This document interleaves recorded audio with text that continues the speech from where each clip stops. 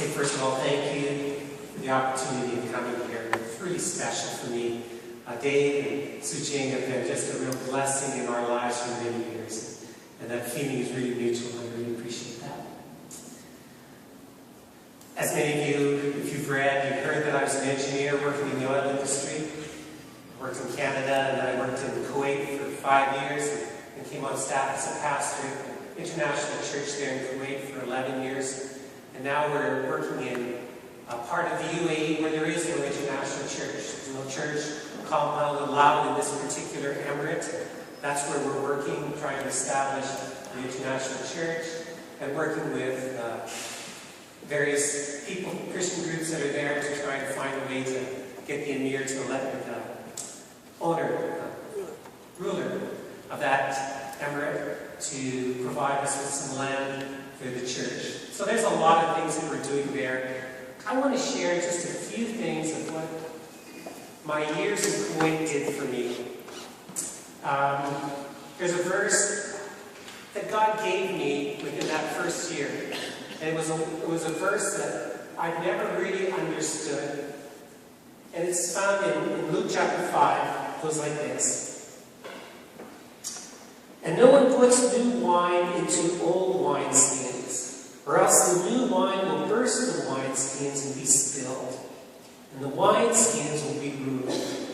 But new wine must be put into new wineskins, and both are preserved.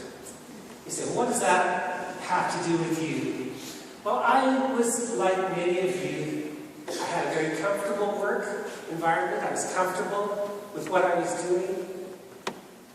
There were things that I wanted different, but I didn't really know how.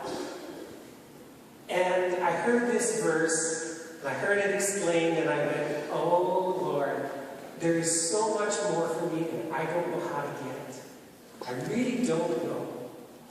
In fact, when I went to Kuwait, one of the things that I saw was an international community.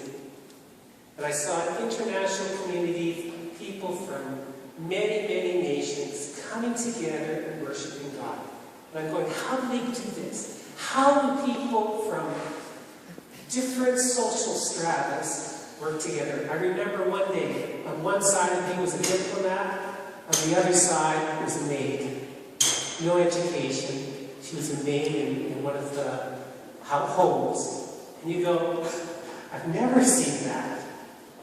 Economic strata. Theological spectrum.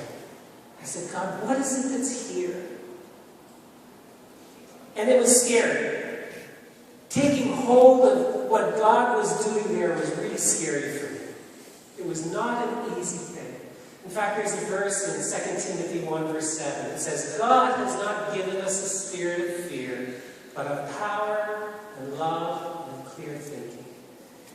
And I'm going to share some examples of how God took me from that position of fear, of what God really wanted to do in me, and what God really wanted to see happen in my life, and actually allowing Him to do.